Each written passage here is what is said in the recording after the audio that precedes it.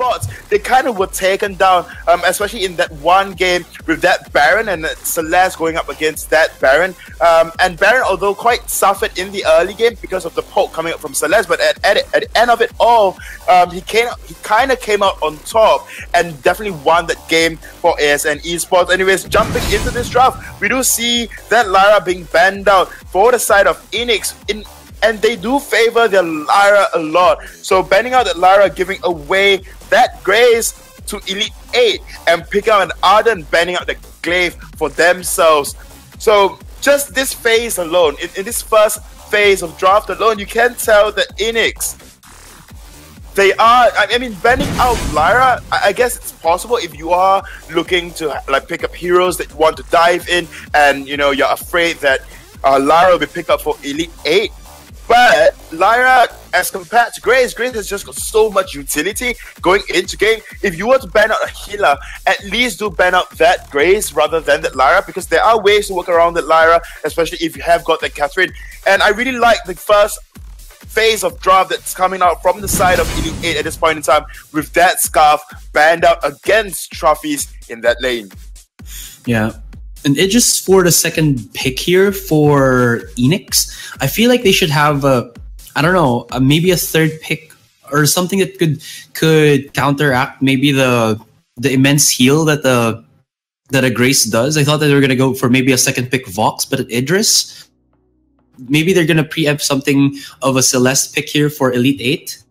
Well, I mean, Idris is a suitable, or it's rather a good pick, because a lot of Idris out there do pick up that poison shift at the end of the day. Although with Vox, you apply that mortal wounds way faster yeah, to that Idris, because like Minimizer always says, Sonic Zoom, 2 attacks, one more basic attack, and boom, mortal wound is applied. But whereas for Idris, you have to be up and personal as well. But of course, into the late game, Idris definitely do scale better, much better as compared to the Vox. And as we all know, Eanix really like and favors their late game. So coming up from the side of Elite 8, like I said, they picked up a Vox. And Vox is very versatile at this point in time. And I was about to go to that Baptiste pickup as well, just to lock down that Arden. If not, then lock down that Idris. I mean, Baptiste as a carry at this point in time, I'm pretty sure Official Hein will be on this Baptiste, and we saw his strengths on this Baptiste. He has just so much power, and with an Baptiste and of course that of Vox, the silence it into that fearsome shade would be the combo to watch out for. And whether or not they can chain it very well together, timely chain their combo together, is one more thing that we must note of throughout the entirety of the game. As for the side, yeah, the other thing here that I kind of like, so they're gonna go for a Samuel, which is kind of good. I mean, you're gonna have at least that early game pressure. But I think that the thing that I like about the Official Hein going for another Baptiste is that we've seen before, like there's also the Arden plus Baptiste combo wherein you like have the Ordain and the Gauntlet to follow. I think it's just like a nice byproduct, like byproduct counter, so that you don't allow I think you don't allow Eanix to have at least that possible combo to also work with. But honestly, I'm quite iffy on my stance for that Samuel pickup. Granted, in the early game, you will have your spike, your level 2 spike, but the problem with that is Baptiste can just throw down Ordain on you. And if that is the case, then you have to stay within the space, else you risk getting stunned. And Arden as well, I mean, you can throw Ordain down on Arden if Arden is really making all of those plays, just, you know, putting down a gauntlet and then forcing all of you to fight within it. If not, then burn your Crucible, and thus not having that block for Samuel's Oblivion. That could be done. And if Arden is seen as a threat in this game, then Ordain will definitely be prioritized on him. So, you know, coming into this game, honestly, I'll prefer E8's draft over that of Eanix, only because of this Baptiste being picked up for the side of Elite 8. Granted, like I said, and as you said, Samuel has got the early game. But honestly, if Samuel cannot dodge out all of those bad mojos coming out from Baptiste, and especially once Baptiste gets his Ordain and can lock Samuel down within a spatial perimeters, then you know, Samuel would have a hard time. Yeah, but I think, excuse me, on my end, yeah, I think I would have to agree with it. Elite 8 feels a bit more cleaner in terms of their draft, but then I feel like there's a little bit of a gem here for Eanix's comp. If they can pull this off, they can catch. I feel they can catch Elite 8 very quickly if this Idris scales up in that late game. So, just based on draft alone, and I must conclude, and I assume as well from your tonality and pitch as well, that you are going to go on the side of Elite 8, yeah? Yes. Right, so I must agree with you. I mean, Elite 8's comp just looks a little stronger as compared to that of Eanix. And Eanix, honestly, their comp is a little harder to pull out, pull off, at least going up against the Batiste and, of course, Grace and Fox, in which they have got very good early game spikes, especially when Batiste is empowered. It's one hell of a hero to deal with. The amount of damage coming up from bad mojos, and if you do walk into the walls or outside of Ordain and you do get stunned out, that is just extra damage on top of damage that has landed on you by the side of Elite 8. I'm not surprised though if the side of Elite 8 they will be going in for very aggressive invades. We do see Anime Save Me catching out trophies very early on.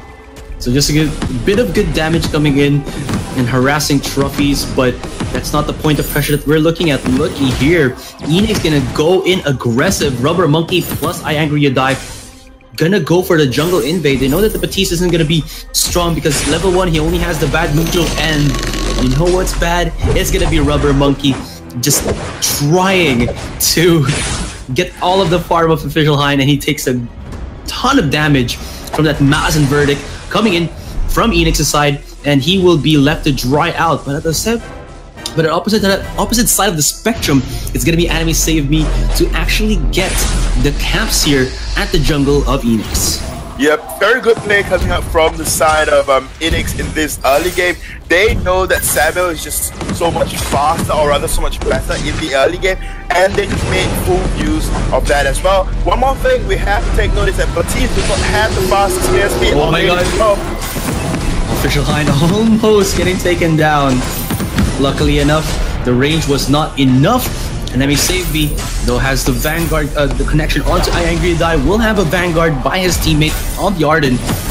Now, Trophies with that Idris is in a bit of trouble here, as this is a Vox ranged hero versus the, well, of course, the melee hero that is that Idris. But still, with the help from his Arden, they can get through anything for now.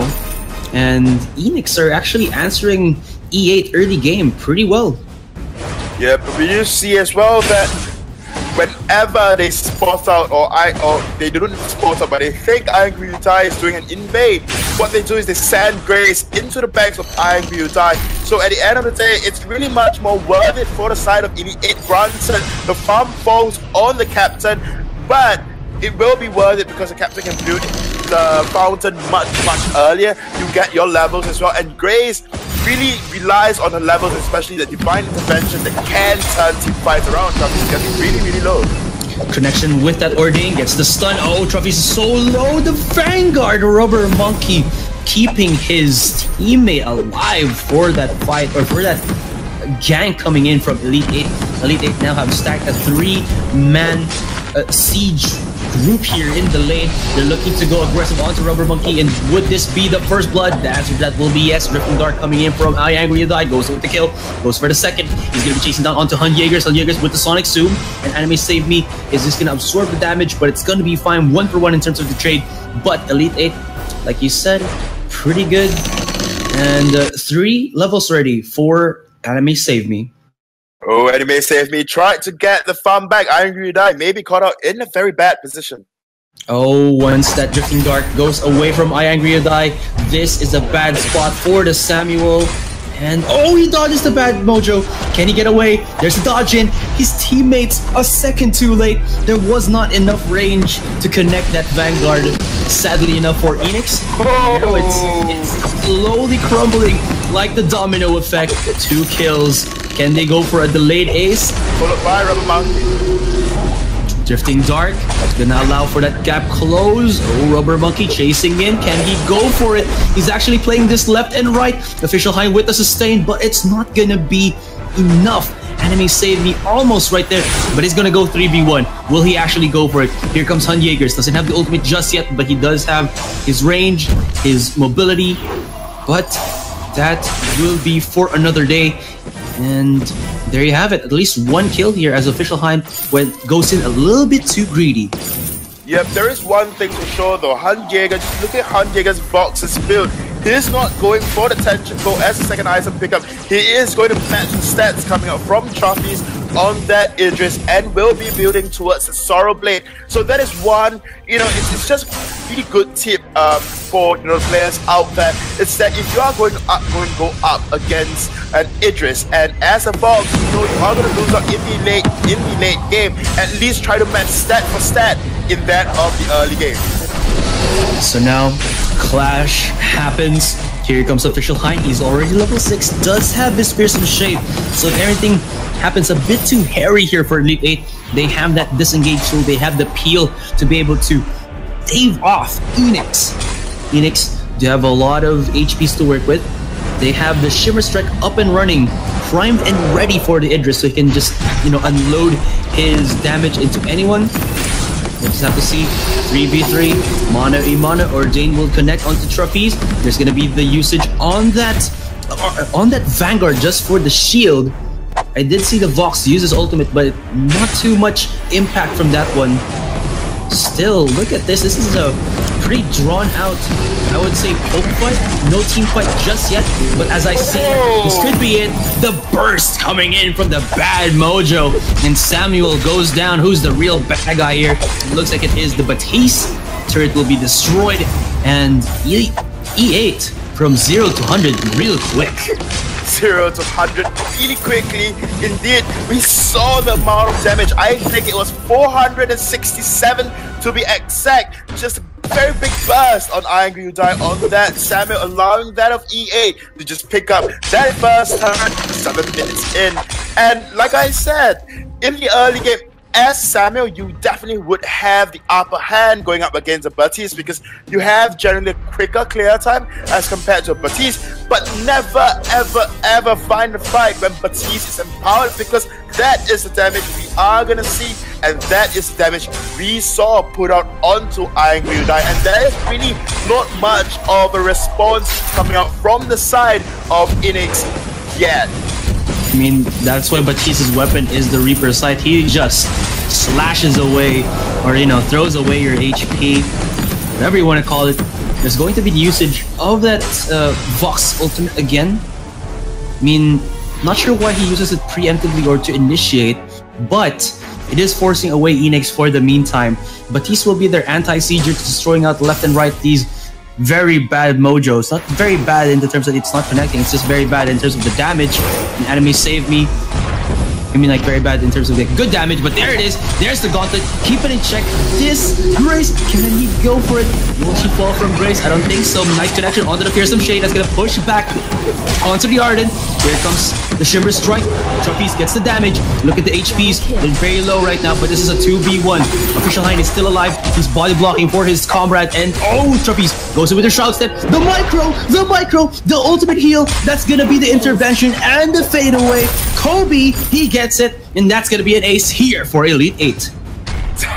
That fight was just so insane. Although we saw Trophies just jumping on top of that Hun Jaeger just to quickly eliminate him from the fight. But honestly, the real threat at this point in time, you must really wonder who it is, especially since Official Hein on that Batiste. He has got the sustain, he has got the damage when he's apart, and on top of that, he can imprison you with that ordained as well. Just keeping you in check, keeping you grounded, if for the lack of words.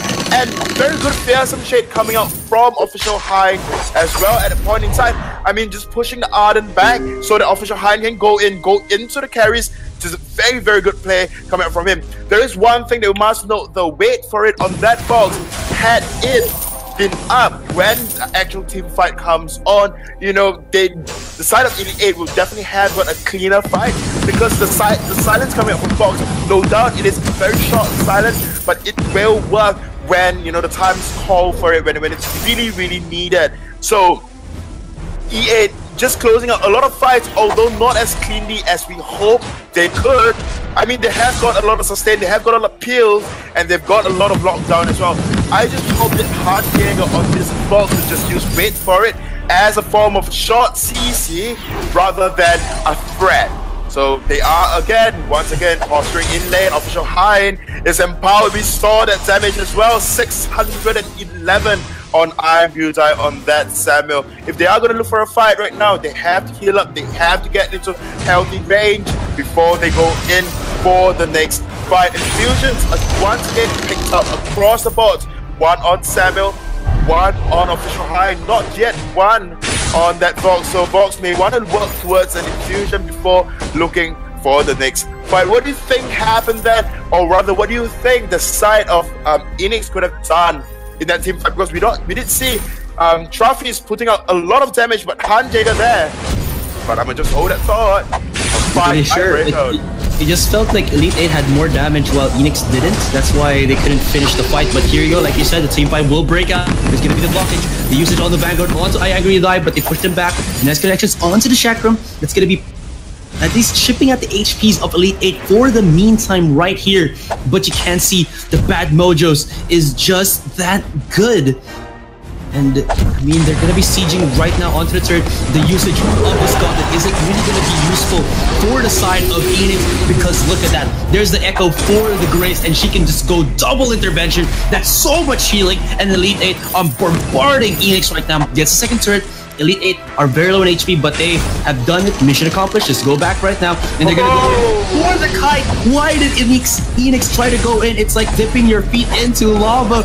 It looks like Eanix have now regretted their life decisions. Oh, why did we go against E8 for that clash? Only one remains. Is gonna be I Angry You Die. He will be able to survive, but with that, they left an opening, and that's gonna be E8 taking another turret. The Drifting Dark is used, but this is a 3v1 situation. I don't think Samuel has the damage to actually push them back. They get it, and now E8 are ready to buy their items. What an intro! What a two fights into two turrets as well.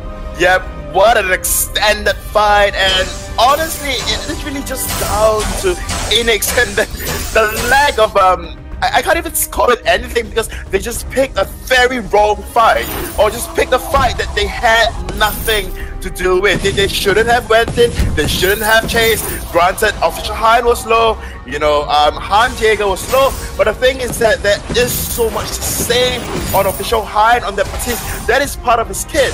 Whenever he attacks you, basically attacks you, whenever he lands a skill, he gets some soul back, he rips the soul, he gets a sustain, so there is no reason for you to go in. And the fact that, you know, the side of EA is sitting at 10 to 3 kills coming out from the side of Eanix is just amazing at this point in time. They are looking very, very strong, and then they can close out this game as soon as Kraken comes up, unless of course Eanix can pull out a miracle. But honestly, yeah, can I just ask, like, it feels like Eanix right now, it feels like they have more single target damage compared to E8's. You know, they have the Batiste just throwing out the bad mojos, and they have the Vox who can just use his I think resonance to multiple hit people. So it's kind of like Eanix, it's not that they lack damage, it's that they have only single target damage, so they can't burst people at the same time, so they can't like match how E8 are approaching these fights. Right, I don't know whether I should answer that question right now because E8, they are definitely looking for a fight. Infusions in Official Hein's pocket, and both infusions pop for Grace and that of Vox. They are just going to retreat, they are going to reset, and I'm going to answer your question at this point in time. So, yes, please. When Samuel is in his Malice and Verdict, or rather in his Drifting Dark, what happens to his Malice and Verdict is that it becomes, or rather it gains an AoE splash. So I guess that is their only AoE damage, but at the end of the day, it is true. They're gonna be lacking a little bit, but here you go. Okay, so there's gonna be a fight that will ensue in the lane as E8 are looking to finish off this game. There we go. Wait for it. used by Hun Jaegers, and still Elite 8 are just trying to maybe bait out a little bit of the misposition that Eanix has been showing throughout this game. They're okay with using that box open for the neutral because they have division and the fearsome shade, but it comes out wrecking, coming like a wrecking ball, going in. They're chasing down onto Trapeze. They get themselves a kill onto Rubber Monkey, and he is actually flanked from behind. The Grace is just too good, and that's going to be 2 for the price of none. And E8, my goodness. These guys are just rampaging right now, and that Kraken is as easy as 1, 2, 3. 1, 2, 3, indeed. And on top of that, amazing play coming up from Official High. He's landing that Ordain before Arden used his gauntlet, thus stunning Arden out of the gauntlet. Jeez, that was a good play. I may be looking for more, but I don't think that is where you want to be at this point in time. Samuel, you should just back off and just gather with your team. And maybe afterwards you guys would have a chance. But at this point in time, Official Hide and Gang, they are sitting at a 7k gold lead. Not a lot for how well they are doing in this current game, but they are looking very strong, and they may be looking to end this game with 1 Kraken push, with all 3 of them having infusions all popped. And one more thing as well that we must notice, Trapeze, he just doesn't seem as comfortable on this weapon carry as he was on that scarf, as we commonly seen. So I guess this is one of the banes for the side of Eanix as well. And you may say me do going with Benediction. Here we go. One hell of a beat. This beast of a comp of Elite 8 gonna go in. They have the Kraken on their sides and they're breaking down turrets. So this is it. Eanix have to go for a broke. They're gonna go for the fight. Look at the damage! Oh my god! Hun Jaegers is obliterating Angry is right there from the side. There's gonna be the fearsome shade for the zone out. But that core is exposed. And, well, you know what happens when a core is exposed. Someone will be going for the pop. An ace as well. And that is sweet, sweet GG victory for Elite 8 for our first game. Definitely a few kissy faces exchanged throughout just for that fun and banter, you know, between both of these teams. But Elite 8, damn, they're coming into this third place match just